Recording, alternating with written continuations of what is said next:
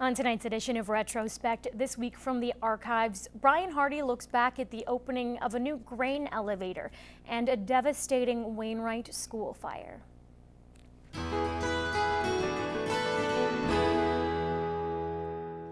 This week in 1991, Vermilion gets ready to show off its brand new grain elevator. Yes, the new Alberta wheat pool is now open for business. And Dan Lawrence says the farmers in the area like what they see. Well, this elevator, it's rated for approximately 250,000 bushels. State-of-the-art IBM circuitry is also built into the Vermilion pool, part of the $2.5 million budget that has made this Alberta wheat pool a new prototype for future elevators.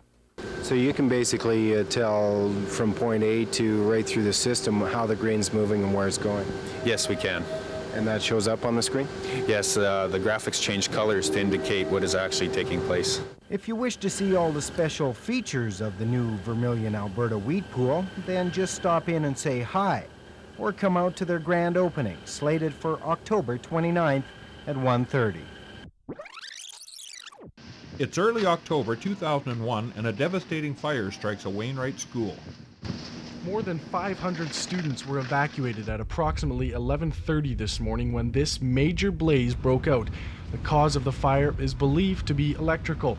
Upon arrival, Wainwright fire crews knew the scope of the fire was more than they could handle alone, so they enlisted help from the nearby military base. And they brought an additional 18 personnel as well.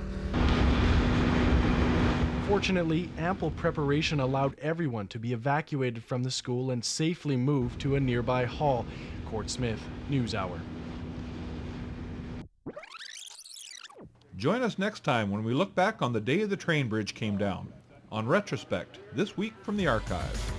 Retrospect this week from the archives is brought to you by Webb's Ford.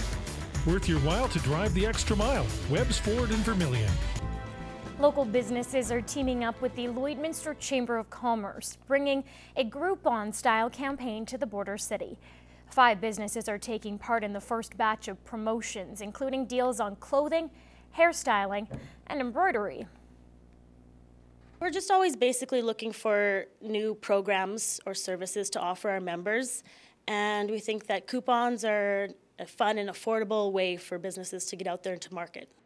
Now, you don't have to be a Chamber member to take advantage of the deals. Simply log on to the Chamber's website or Facebook page, print the coupons, and bring them into the store.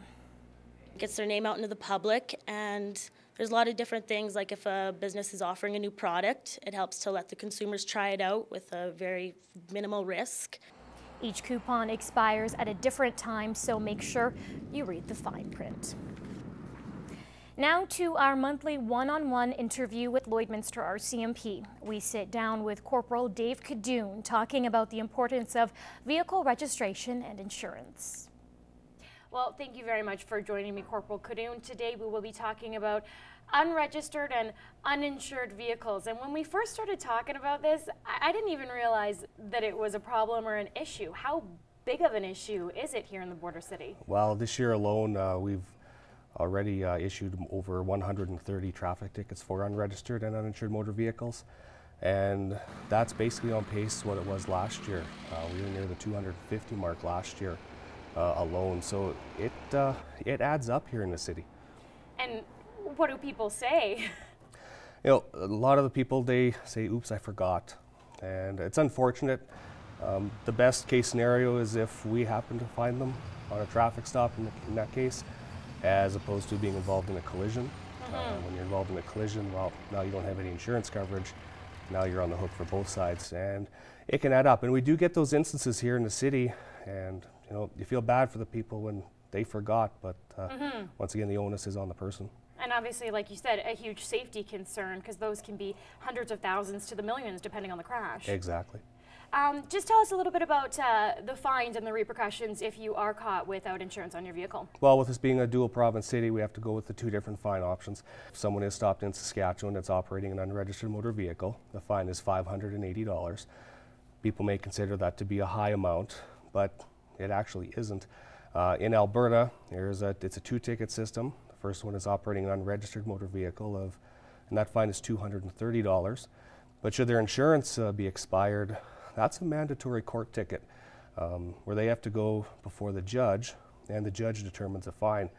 The unfortunate instance is when the judge does determine the fine starts at $2,785. And how do you guys catch these vehicles? How do you find out if they are overdue? Well, you know, we get the odd one involved in a collision. When it comes time to report their insurance, it shows up that it is expired. But a majority of them happen to be just on traffic stops. We find another violation, and what we end up doing is looking into it further and finding out it is uninsured. And it's not the best news when we go up to tell somebody that that's what's happening. But what ends up going on in the end is the vehicle ends up getting towed and impounded until insurance can be proven that it is valid. And it is just as simple as going into your insurance agency and making sure you're registered and insured. Exactly, and make sure your documents are in the vehicle with you. Great. Anything else you'd like to add?